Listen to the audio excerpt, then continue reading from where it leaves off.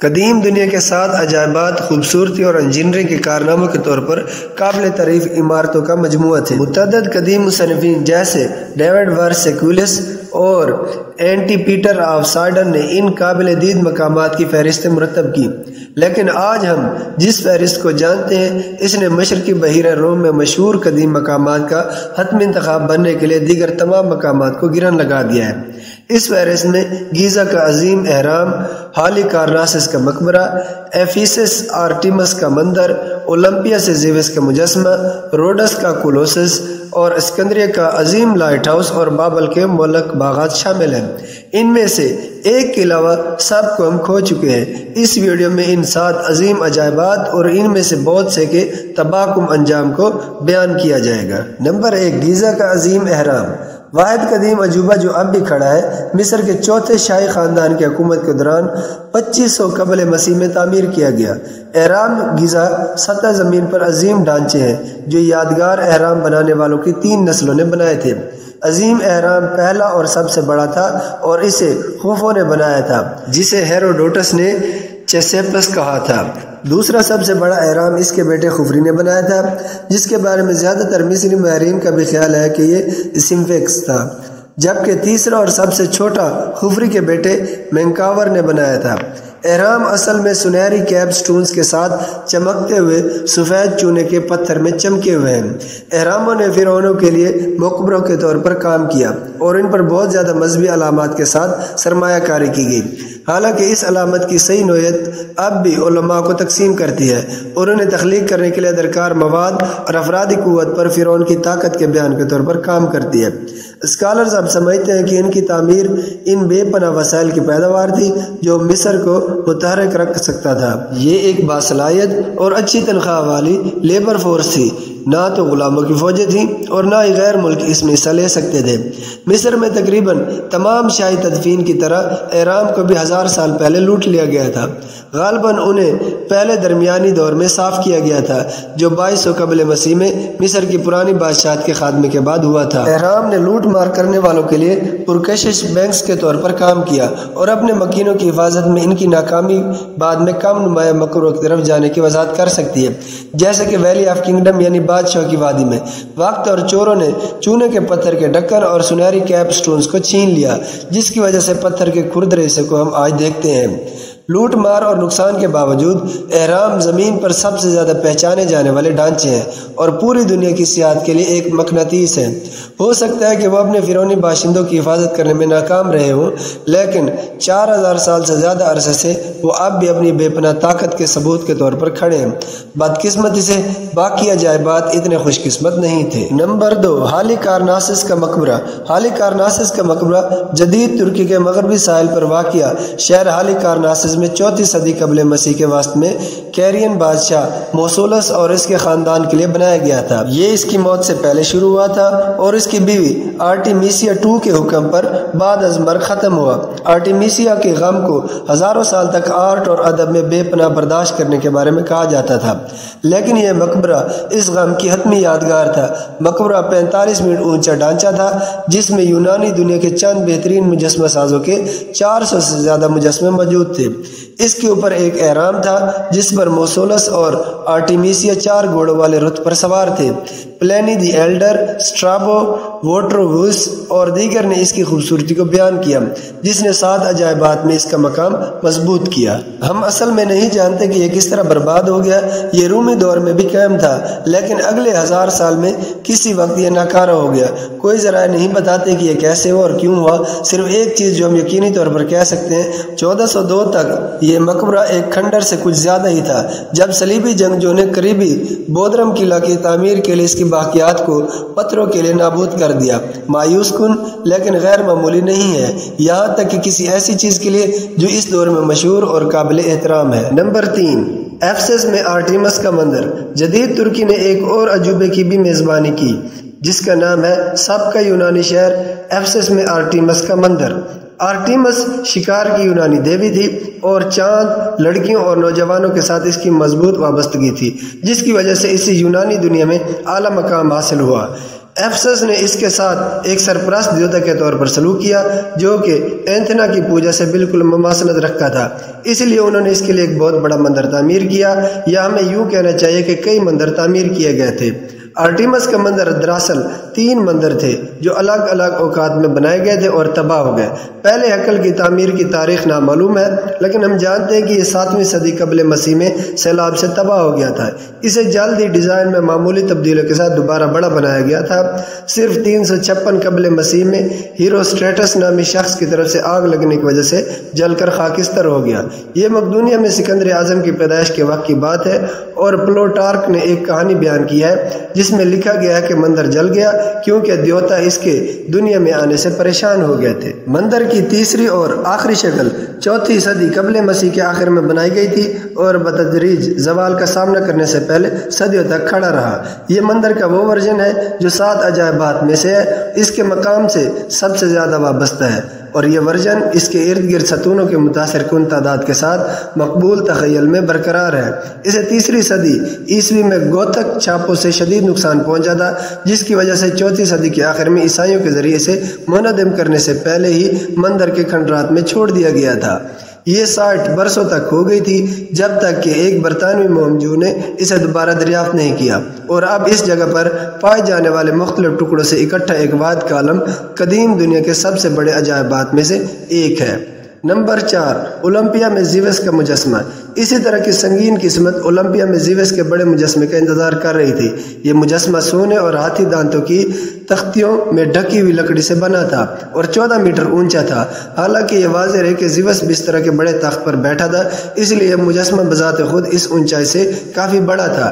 اسے 5ویں صدی قبل مسیح میں مشہور یونانی معمار فیڈیاس نے تعمیر کیا تھا۔ فیڈیاس غالباً قدیم یونانی مجسمہ سازوں میں سب سے بڑا تھا، اور اس نے اینتھینا پارتھینوس کا مجسمہ بھی بنایا تھا جو ایکروپولس پر کھڑا ہوا کرتا تھا۔ یہی وجہ ہے کہ اولمپیا نے اسے اپنے پسندیدہ سرپرست کے لیے مجسمہ کھڑا کرنے کے لیے شامل کیا۔ زیوس کے مجسمے کی صحیح قسمت نامعلوم ہے اور تاریخی ریکارڈ کے ذریعے اس کا پتہ لگانا مشکل ترین کام ہے۔ یہ ابھی 391 عیسوی میں تھا جب تھیوڈیسس اول نے رومل سلطنت میں تمام کافر مندروں کو بند کر دیا، لیکن اس کے بعد کوئی واضح ریکارڈ نہیں ہے۔ یہ غالباً تب تباہ ہو گیا جب 400 کی دہائی میں ہیکل خود جل گیا تھا۔ ایک کہانی یہ ہے کہ اسے قسطنطنیہ میں خفیہ طور پر چھپا دیا گیا تھا، جہاں اسے دوبارہ جلانے سے پہلے دوبارہ جمع کیا گیا تھا، لیکن اس کا کوئی ثبوت نہیں ہے۔ یہ ایسا ہی ہے جیسے زیوس کا مجسمہ محض تاریخ میں مٹ گیا ہے اور مورخین ابھی تک اس کے بارے میں خسارے میں ہیں۔ نمبر 5، روڈس کا کولوسس۔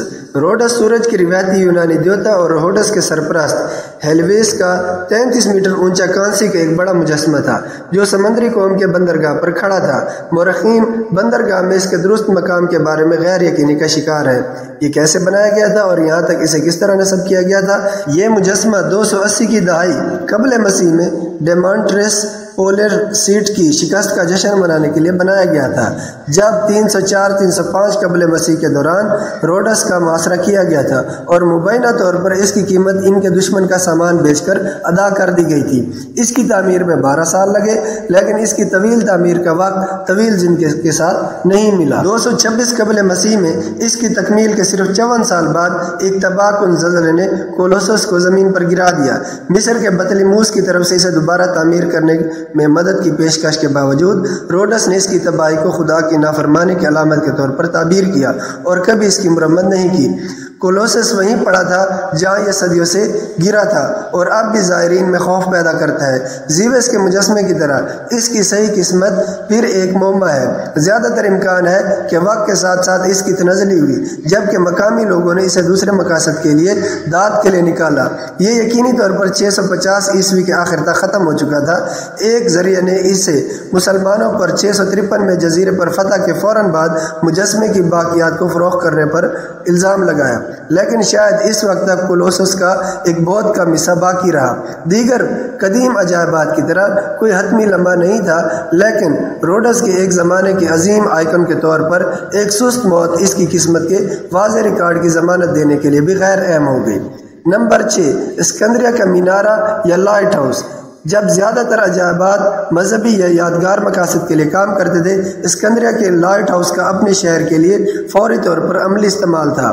جزیرہ فارس میں واقع یہ لائٹ ہاؤس کا قدیم نام بھی ہے۔ اسے مکمل طور پر اسکندریہ کی ہلچل سے بھرپور سمندری صنعت کی خدمت کے لیے رکھا گیا تھا۔ بحیرہ روم میں سب سے اہم بندرگاہ بننے کے لیے نئے شہر کی موسمیاتی چڑھائی کو سہارا دینے کے لیے بطلیمی 2 کے حکم پر 100 میٹر اونچا ڈھانچہ تعمیر کیا گیا تھا۔ یہ کئی ناقابل یقین یادگاروں میں سے ایک تھی جس نے اس شہر کی تعریف کی، بشمول اسکندریہ کی مشہور لائبریری اور اسکندر اعظم کا مقبرہ۔ لائٹ ہاؤس صدیوں تک استعمال میں رہا، متعدد حملوں، زلزلوں اور مصر کے غیر ملکی قابضین سے بھی بچ گیا، تاہم وہ زلزلے آخر کار اس کے زوال کا سبب بن گئے۔ پہلا بڑا ساختی نقصان 956 میں ہوا اور اس نے شہر کے حکام کو اہم مرمت کرنے پر مجبور کیا۔ اسے 1303 اور 1323 میں دوبارہ شدید نقصان پہنچا، جس نے ڈھانچے کا بڑا حصہ گرا دیا اور اسے مکمل طور پر ناکارہ بنا دیا۔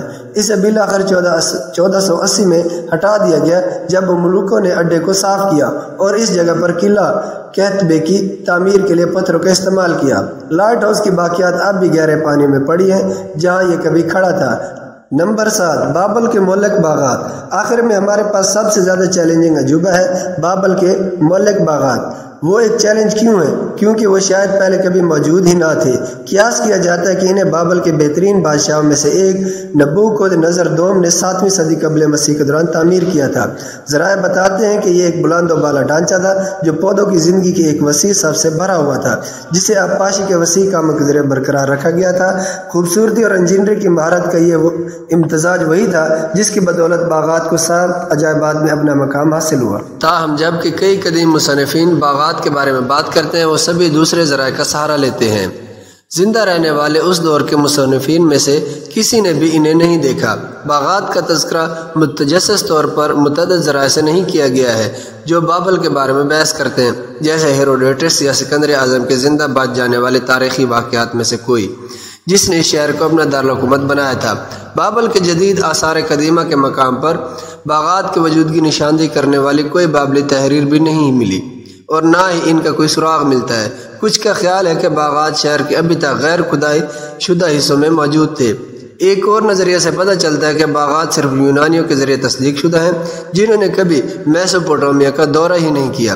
99 میں کسی اور جگہ آشوری بادشاہ سناچیریب کے ذریعے تعمیر کردہ حقیقی باغات کی ایک غلط مثال سے تعبیر کیا جاتا ہے۔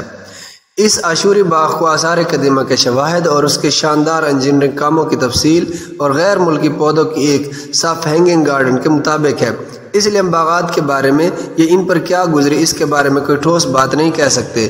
اگر وہ کبھی موجود ہیں تو ان کی قسمت شاید اس کے شہر اور دیگر عجائبات کی عکاسی کرتی ہے۔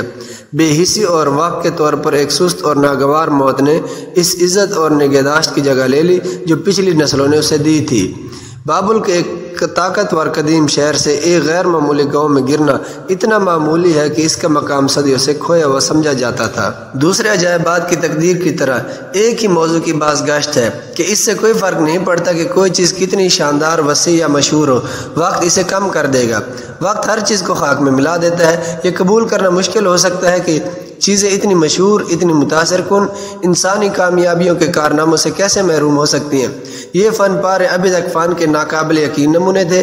وقت یا بے حسی یہ انسانی عمل کے ذریعے ایک کے علاوہ سب خاک میں مل گئے۔ یہ تصور کرنا افسوسناک ہے کہ ان چیزوں میں کتنی محنت اور خوبصورتی صرف کھو جانے کے لیے لپیٹ دی گئی تھی۔